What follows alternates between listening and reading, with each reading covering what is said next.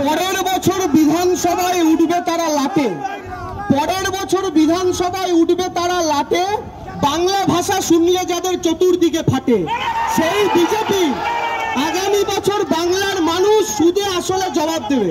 Slogan দিয়েছিল হিন্দু হিন্দু ভাই ভাই, আর এখন হিন্দু বাঙালিদের দেখলে ডিটেনশন ক্যাম্পে ভরে দিচ্ছে। আসলে বিজেপির শত্রু বাংলা ভাষায় কথা বলা প্রত্যেকটা মানুষ। আমি আপনাদের বলি, হিন্দু হিন্দু ভাই ভাই বলে আসামে বিজেপি যখন ক্ষমতায় এসেছিল 2016-তে, জেনে রাখুন আসামে অসমিয়া হিন্দুরা আছেন, বাঙালি হিন্দুরা আছেন।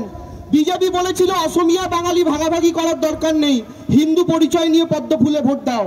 ওখানকার মানুষ দিয়েছিল। 16-তে বিজেপি ক্ষমতায় এসেছিল, বাঙালিরা তখন ভাবেনি আমার মুখের ভাষা বাংলা, হিন্দু হলে কি হবে। অসমিয়ারা মানেনি আমি অসমিয়ায় কথা বলি, হিন্দু হলে কি হবে। হিন্দু পরিচয় তারা ভোট দিল। বিজেপি ক্ষমতায় এলো, আসার পরই বিজেপি এনআরসির লিস্ট বার করলো। আর এনআরসির লিস্টে কি দেখা গেল? 30 লাখ লোক যাদের নাম বাদ গেছে, তার মধ্যে 40 লাখ লোক যাদের নাম বাদ গেছে, তার মধ্যে 30 লাখ হিন্দু বাঙালির নাম বাদ গেছে।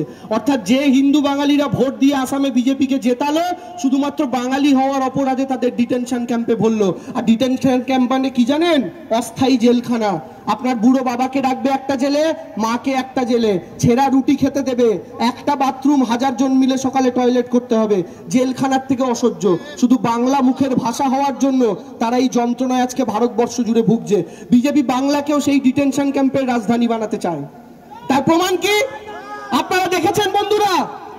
আজ থেকে 15 দিন আগে আসামের সরকার বিজেপির, তারা পশ্চিমবঙ্গের কোচবিহার নিবাসী একজনকে এনআরসি নোটিশ পাঠিয়েছে। আসামের সরকার বাংলার কাউকে পারে না এনআরসি নোটিশ পাঠাতে, কিন্তু কাকে পাঠালো জানেন? একজন রাজবংশী হিন্দুকে। অর্থাৎ বিজেপির প্রথম এনআরসি নোটিশটাই একজন হিন্দু পেল। আর বিজেপি কি গল্প শুনিয়েছিল? বাংলাদেশি মুসলমান অনুপ্রবেশকারী তাড়াবো, এটা বলে সেই রাজবংশীকে নোটিশ পাঠালো যে রাজবংশীদের ভোটে বিজেপি কোচবিহার লোকসভা 2019-এ জিতেছিল। অর্থাৎ এর মানে কি?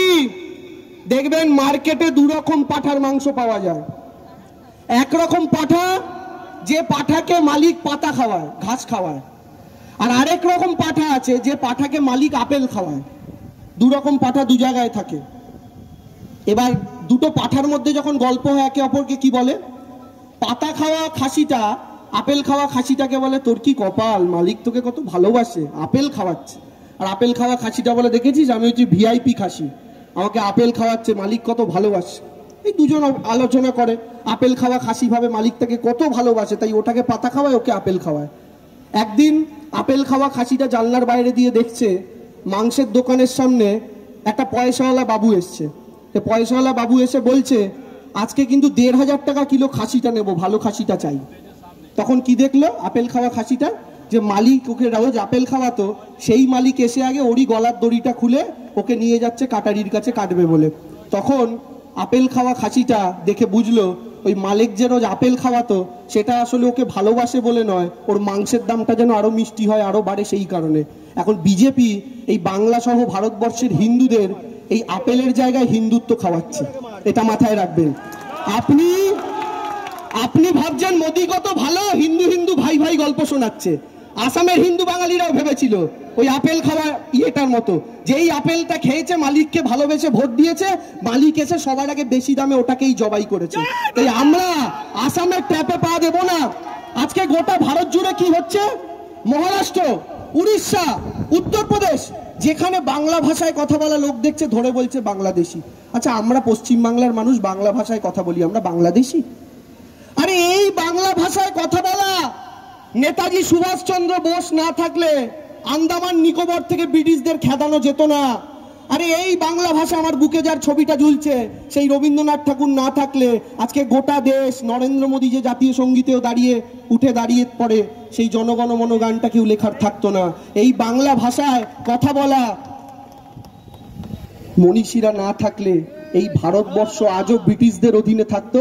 আর নরেন্দ্র মোদী, অমিত শাহ যে চেয়ারে বসে দেশ শাসন করছে, আজকে দেশ শাসন করার বদলে ওদেরও কোনো ব্রিটিশের জুতো হতে পরিষ্কার করতে হতো। এই বাঙালি দেশ স্বাধীন করলো, সবচেয়ে বেশি রক্ত দিল বাঙালি, সবচেয়ে বেশি প্রাণ ঝরালো বাঙালি। ব্রিটিশ লর্ড সাহেবের গাড়ির মধ্যে বোম মেরে যেচে ফাঁসির দড়ি গলায় ঝুলিয়ে একটা কম বয়সী ছেলে ঝুলে পড়েছিল, তার নাম ক্ষুদিরাম বোস। বিনয় বাদল দীনেশ থেকে একের পর এক যে বাঙালি দেশ স্বাধীন করলো, সবচেয়ে বেশি রক্ত দিল। অর্থাৎ আমার জমি আমার বাড়ি, ভাড়াটে এসে আমাকেই বলছে বাবু তুমি উঠে যাও, বাড়িতে তোমার জায়গা নেই। এই বাঙালি ঘর দেশ স্বাধীন করলো, সেই দেশের প্রধানমন্ত্রী হয়ে আজকে বাঙালির দিকে আঙুল তুলে বলছে বল বাঙালি তুই নাগরিক কিনা, উত্তর দে তুই নাগরিক কিনা। আমি আপনাদের বলছি আগামী বছরের বিধানসভা নির্বাচন এই বাংলার মাটিকে এবং ভারতবর্ষের মাটিতে প্রত্যেকটা অজগর আসছে তেরে আয়ামটি খাবো পেরে পড়াশোনা করে বড় হওয়া প্রত্যেকটা বাঙালির সম্মান আর ইজ্জত বজায় রাখার নির্বাচন আগামী বছরের বিধানসভা নির্বাচন। তাই বাংলার এবং বাঙালির একমাত্র রক্ষা করতে ভারতের শেষ আশা মমতা বন্দ্যোপাধ্যায়ের হাতকে শক্তিশালী করতে হবে। আর বিজেপি বলছে আমরা এবার আবার 200 পার, গতবার 200 পারের গল্প দিয়েছিল না, বেলুন ফুস হয়ে গেছিল, আবার দিচ্ছে। আচ্ছা আমি আপনাদের মিছিল থেকে জিজ্ঞেস করতে চাই, আমি শিওর এই মিছিলে একটা দুটো বিজেপির চুনোপুটি আছে, মিটিং দেখতে এসছে, যে রাসবিহারী কত ভিড় করতে পারলো, শুভেন্দুকে গিয়ে খবর দেবো, ঠিক আছে, ওরা আছে ফাঁকে ফাঁকে ঢুকে আছে। আমি সেই বিজেপির বন্ধুদের উদ্দেশ্যে জিজ্ঞাসা করছি, বাবা তোমরা নয় জিতলে, তোমরা জিতলে তোমাদের মুখ্যমন্ত্রী কে হবে? আমি যদি মাইকে বলি দিলীপ ঘোষ, হুট করে শুভেন্দু আমার মাইক থেকে এনে বলবে কেন রে বেটা আমি কি করছি? যেই বলবো শুভেন্দু, লকেট চ্যাটার্জি ছুটে এসে বলবে না না মহিলার বিরুদ্ধে মহিলা, আমি মুখ্যমন্ত্রী। যেই একদম যেই লকেট আসবে, এখন নতুন সভাপতি হয়েছে শ্রমিক ভট্টাচার্য, সে ছুটে এসে বলে দাঁড়া সবে তো আমি এলাম, এবার মুখ্যমন্ত্রী তো আমি। যেই শ্রমিক ভট্টাচার্যের নাম নেব, সুকান্ত মজুমদার চলে আসবো, আমি কি এক্স হয়ে গেছি বলে চিফ মিনিস্টারও এক্স করে দেবে, আমি হবো মুখ্যমন্ত্রী। এদের কথা যেই বলবো অগ্নিমিত্রা পাল ছুটে আসবে। তা আমি বলছি এই সমস্ত সলিউশনের বাইরে বিজেপি যখন চিন্তা করছেই কাকে মুখ্যমন্ত্রী করবে, জীবনে তো হতে পারবে না, কিন্তু একটা সলিউশন আছে। সোমবারে মুখ্যমন্ত্রী রাহুল সিনহা, মঙ্গলবার মুখ্যমন্ত্রী দিলীপ ঘোষ, বুধবার মুখ্যমন্ত্রী লকেট চ্যাটার্জি, বৃহস্পতিবার মুখ্যমন্ত্রী অগ্নিমিত্রা পাল, শুক্রবার মুখ্যমন্ত্রী শ্রমিক ভট্টাচার্য, শনিবার মুখ্যমন্ত্রী তথাগত রায়, আর রোববার কোনো কাজ নাই, ল্যাদ খেতে পারবে ঘুমাতে পারবে, তাই শুভেন্দু রোববার মুখ্যমন্ত্রী। এছাড়া আর কোনো অপশন নেই। কি করবেন? আর নাহলে একটা বডি আর 10টা রাবণের মাথা নিয়ে করুন। কিন্তু মুশকিল হচ্ছে তার উল্টো দিকে কে? মমতা বন্দ্যোপাধ্যায়। 50 বছর ধরে বাংলার রাজনীতিকে দেখছেন, বাংলার গলি থেকে প্রান্তর সব চেনেন। নরেন্দ্র মোদীকে জিজ্ঞাসা করুন তো বাংলার এই বিধানসভাটা কোন জেলা, বলতে পারবে না। কিন্তু মমতা বন্দ্যোপাধ্যায়কে পাড়ার নাম ধরে জিজ্ঞাসা করেন, ব্লকের নাম ধরে জিজ্ঞাসা করেন, মমতা বন্দ্যোপাধ্যায় সেই ব্লকের তার 4 জন কর্মীর নামটাও বলে দিতে পারবে। এই নেত্রীর হাতের বাইরে বাংলাকে করা মানে বাংলাকে তো মায়ের ভোগে পাঠিয়ে দেওয়া। সে জিনিস বাঙালি করবে না, বাঙালি এত বোকা নয়। আর সর্বোপরি এই বিজেপিকে যে মানুষ ভোটটা দেবে, 18টা এমপি আগে দিয়েছিল, এবার 12টা এমপি দিয়েছে, তার বদলে বাঙালি কি পেয়েছে বলুন তো? 18টা এমপি যে করেছে, মোদি কি বুলেট ট্রেনটা বাংলায় করছে? করছে না। কোথায় করছে? গুজরাট থেকে মুম্বাই, নিজের রাজ্য। আর মমতা ব্যানার্জি যখন রেলমন্ত্রী ছিল গোটা বাংলাটাকে রেলে ভরিয়ে দিয়েছে। আজ আপনারা যারা উত্তরবঙ্গে যান, পদাতিক এক্সপ্রেস থেকে শুরু করে একের পর এক ট্রেন, দিদি না থাকলে বাংলা পেত না। আজ আপনারা যারা কলকাতায় গিয়ে এত মেট্রোর লাইন দেখছেন, দিদি না থাকলে এত পেত না। একের পর এক গোটা বর্ধমান থেকে শুরু করে এত লোকাল ট্রেন, এত এক্সপ্রেস ট্রেন যেগুলো বর্ধমানে স্টপেজ দিয়ে যায়, তার 90% দিদির করে যাওয়া। তাহলে দিদি কেন্দ্রে থাকাকালীন বাংলাকে উজাড় করে দিল, আর মোদি কেন্দ্রে থাকাকালীন বাঙালির থেকে তার মুখের ভাষাটাই কেড়ে নিতে চাইলো। এমন একটা লোকের ভরসায়, এমন একটা দলের ভরসায় আমরা কোনোদিন পা দিতে পারি? তাই সেই জায়গা থেকে আপনাদের বলছি সজাগ থাকতে হবে। ধর্ম নিয়ে খেলতে নামছে, পা দেবেন না। একটা কথা মাথায় রাখবেন, যখন দাঙ্গা লাগে, আগুন যখন পুড়তে থাকে না, একটার পর একটা কুড়ে ঘর গ্রামের দিকে, যখন একটা বাড়ি থেকে একটা বাড়িতে আগুন লাগে, আগুনটা জ্বলার সময় বাড়ির মালিককে জিজ্ঞেস করে না বলতো বাবা তুই আল্লাহর উপাসনা করিস না, তুই কৃষ্ণ নাম জপ করিস? জিজ্ঞেস করে না। আগুন কিন্তু বাড়ি পোড়ায়। আর সেই বাড়িতে কারা পড়ে? সাধারণ মানুষ। কিন্তু সেই বাড়ির মাঝে যে নেতার অট্টালিকাটা থাকে, সেই অট্টালিকা কিন্তু পড়ে না। তাই আমি আপনাদের বলছি, দাঙ্গার আগুনে কোনোদিন অমিত শাহের ছেলের গায়ে ছ্যাঁকা লাগে না।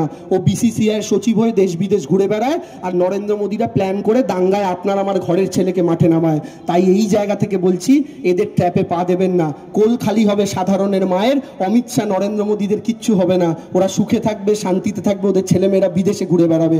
তাই সমস্ত শক্তি নিয়ে বর্ধমানে 21-এ 16-0, 24-এর বিধানসভা বাড়ি ফলেও 16-0।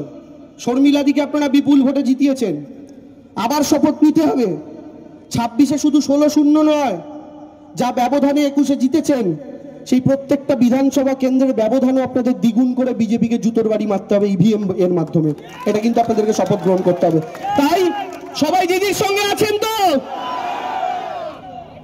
স্কুলের প্রেয়ারের মতো হবে নাকি? ও পাশেরটা বলছে আমি মুখ নাড়াবো, আরো জোরে। দিদির পাশে আছেন তো? কাঠির গদ্দারটার কানে আওয়াজ যেতে হবে, দিদির পাশে আছেন তো? এই আমরা যে জয় বাংলা স্লোগান বলি, শুভেন্দু বলে এটা বাংলাদেশের স্লোগান। আমি বলি ঠিক আছে, জয় বাংলা বাংলাদেশে উৎপত্তি, কিন্তু এই যে জয় বাংলা বলছি, বাংলাটা কি? আমাদের মুখের ভাষা। আমি আমার মুখের ভাষার নামে জয়ধ্বনি দিতে পারি না?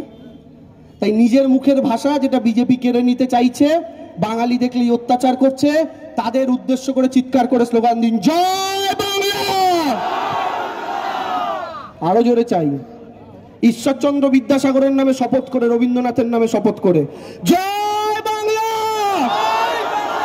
জয় বাংলা। মমতা বন্দ্যোপাধ্যায় 2021-এ এক পায়ে লড়েছিলেন, মনে আছে? হুইল চেয়ারে বসে। এবার 2 পায়ে লড়ছেন। তাই বলি, আমার দুর্গা এক পায়ে লড়ে 10 কোটি মন জয়, আমার দুর্গা এক পায়ে লড়ে 10 কোটি মন জয়, 2 পায়ে তার আরো একবার হারবে অসুরদয়। ওই যে অমিত শাহ মোদী দুজন আসছে, 2011-তে দিদি বামাসুরকে হারিয়েছেন, লাল রঙের একটা অসুর এসেছিল মাথায় হাতুড়ি, বামাসুরকে হারিয়েছেন। 2016-তে দিদি জটাসুরকে হারিয়েছেন, একদিকে হাত আর একদিকে হাতুড়ি। আর 2021-এ দিদি পদ্মাসুরকে হারিয়েছেন। তাই এবার পদ্মাসুর, জটাসুর, বামাসুর সব মিলেমিশে একটা ভয়ঙ্কর অসুরের রূপ ধরে এসছে।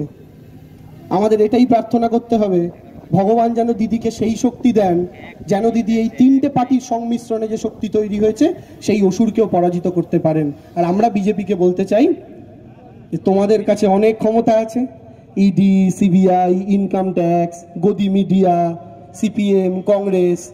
তাই বিজেপি শুনে রাখো, তোমাদের কাছে অনেক ক্ষমতা আছে, আর আমাদের কাছে একটা মমতা আছে। তোমাদের ক্ষমতার সাথে আমাদের মমতার লড়াই কোনো দিন সম্ভব না।